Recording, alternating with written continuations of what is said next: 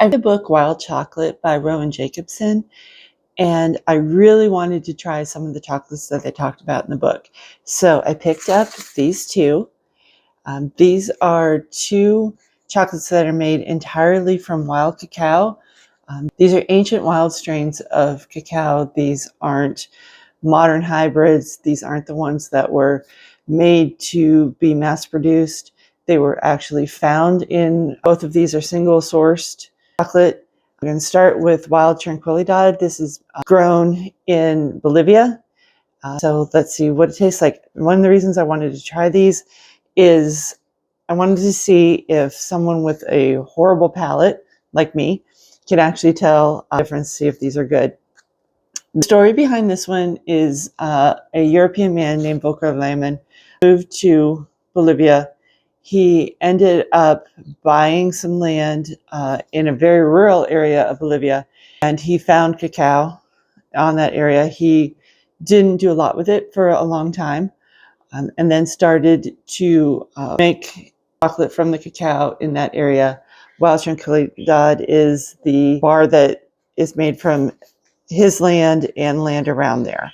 Oh, look, this is really cute. You open it up, it has a map of where it was found. This is northern Bolivia. This bar is made from wild cacao rediscovered in the remote Bolivian rainforest by agronomist Volker Lehmann to be safeguarded for generations to come. It's got the little X that you can see with the foil, and it has Guardians of Wild Cacao. Fighting to preserve wild cacao, the ancient heirloom fruit hidden for centuries in the deepest reaches of the jungle. We can't let it disappear. So cute. The bars themselves are really cute too. Stamped with the Caputo's label. They aren't like regular candy bars you see. They're not like divided into like 1 ounce things. So take just a little piece. This is good. It starts out a little bit bitter, but it mellows out as you eat it. Almost has a little bit of a raisin taste, I think, as it goes. Not bad. It gets like sweeter as you hold it in your mouth. Maybe a little bit of citrus in there. You read what the official tasting notes, what you're like, if you're good at this, what it's supposed to see. Citrus, spice, dried fruits. Hey, look at me go. Tobacco, yeah, don't get that, which is good. Don't want that. Resin, wood, and cocoa. Cool. That was good. It's definitely the kind of bar that I would take just a tiny, tiny bit at a time and savor it, put it back, and eat more later. Next one I'm going to try is Wild Jurua. This is actually made in Brazil. It's made by a Brazilian chocolate maker named Louisa Abrams. She went out and she found this strain of wild cocoa around the Jurua River. Worked a long time to find people who could make the chocolate in that area. The issue is to harvest the wild cacao. You need to ferment it on site in order to make quality chocolate. And that can be hard because of conditions in the area. You have to teach people how to do it. You have to make it worth their while.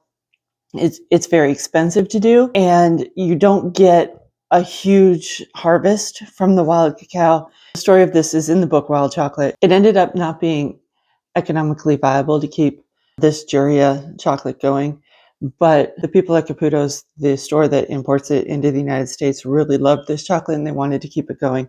They wanted to see this business be sustainable. So they ended up fronting the money to keep this bar going. So I really wanted to try this one. And so let's open this up and see what it looks like. It says, this is a chocolate bar made from the extremely rare cacao found only along the Jurua River, located in a remote upper Amazon rainforest. And the river shows up when you see the foil.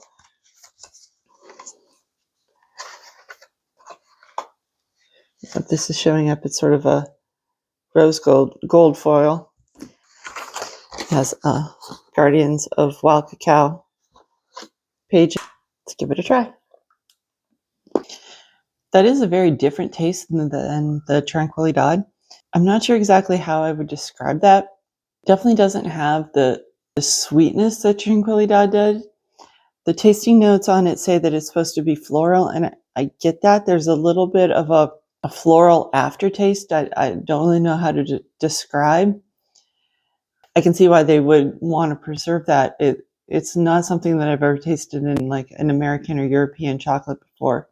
I think of the two, I would probably like Tranquilidad better. Maybe just because it's closer to what I'm used to in a chocolate, but I definitely like the Jurua.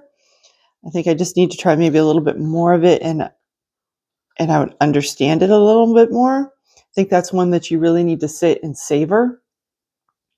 But these are definitely worth trying. I'll put links in the description below to Caputo's where you can try these. Cost-wise, these are definitely expensive. Each of these bars are $14.99 each, so they're not ones where you're going to sit down and wolf down the entire bar. They are ones where you're going to try a little bit, savor it, and enjoy supporting these businesses that are really trying to help with sustainable agriculture in the rainforest.